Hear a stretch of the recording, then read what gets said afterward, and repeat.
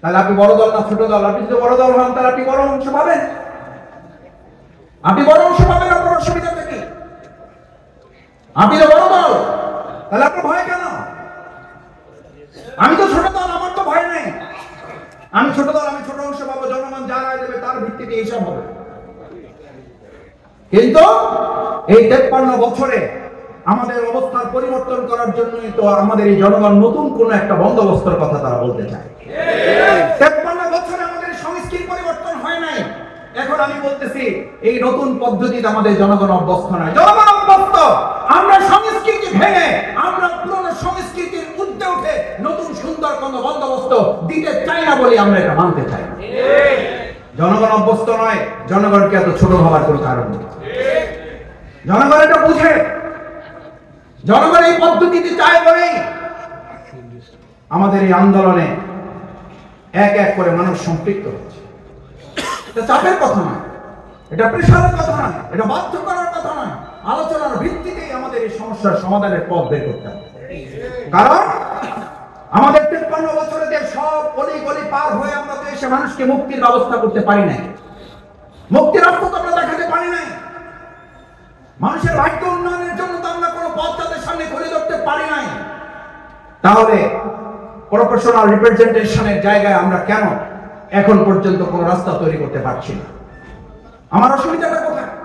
পৃথিবীর যেসব রাষ্ট্রে আছে সেই সব রাষ্ট্রের সাথে আমরা যদি একটু মিলানোর চেষ্টা করি, মিলানোর দরকার নেই। আমরা অগ্রপথিক হব, আমরা মডেল হব, আমরা ভালো কিছু করে দেশ শুধু নয় আমরা গোটা বিশ্বকে দেখাবো। সেই পথ এবং পদ্ধতি তো আমাদের আবিষ্কার করার দায়িত্ব এই নতুন প্রজন্ম গ্রহণ করেছে। পৃথিবীর ইতিহাসে 2024 এবং জুলাই আগস্টের মতো এরকম ঐতিহাসিক গণঅভ্যুত্থান আর কোন রাষ্ট্রে কে করেছে? যে রাষ্ট্রে গণঅভ্যুত্থান করেছে, আমরা আগামী দিনে এমন বন্দোবস্ত মানুষের সামনে তুলে ধরতে চাই, এমন পাঠাতন তৈরি করতে চাই যেখানে আর স্বৈরাচার মাথা উঁচু করে দাঁড়াতে পারবে। আমার ভাইয়েরা, সতর্ক হওয়ার জন্য বলছি। তাদের এই কল রেকর্ড ফাঁস হওয়া, তাদের এই বক্তব্য, এগুলো আমাদের মাথায় নেওয়ার জন্য বলছি। তবে এটা ঠিক, এটা তো আমাদের বুঝতে হবে।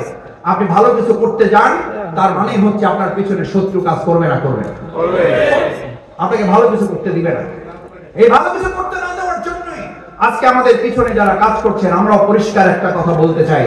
আমরা জনগণকে নিয়ে আগামী দিনে ভালো কিছু করার মধ্য দিয়ে বিগত দিনের 53 বছরের সমস্ত বস্তা পচা মানব রচিত মতবাদের পতন ঘটিয়ে সেখানে ইসলামের বিজয়ের আমরা সুনিশ্চিত করি।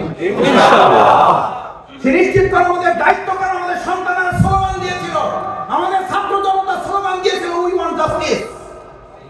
জাস্টিস কোথায় পাওয়া যায়? জাস্টিস কে দিতে পারে? পৃথিবীতে জাস্টিস দিতে পারে শুধু ইসলাম, ইসলাম এবং ইসলাম। আমাদের দেশে সেই ইসলামের অনুশাসন, সেই ইসলামের ভিত্তিতে একটা কল্যাণ রাষ্ট্র প্রতিষ্ঠা করার জন্য বাংলাদেশ যে জামাত ইসলামী যে আহ্বান জানায়, এটা তো আপনি একজন মুসলিম হিসাবে এই আহ্বান আপনারও জানার দায়িত্ব ছিল। আপনি এটা করেন না, কিন্তু এটা বিরোধিতা করেন কি করে?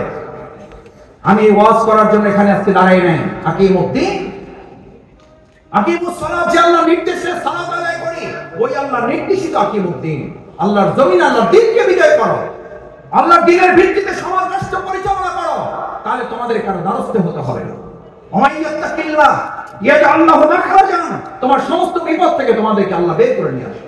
ওয়ায়ারযুকু মিন হাইসু লা ইয়াহতাসিব, খাদ্য সংকটের জন্য তোমাকে বিশ্ব খাদ্য সংস্থার কাছে হাত পাততে হবে না। তোমার খাদ্যের বরকতের আসমান এবং জমিনের দরজা খুলে দেবেন কে? আল্লাহ।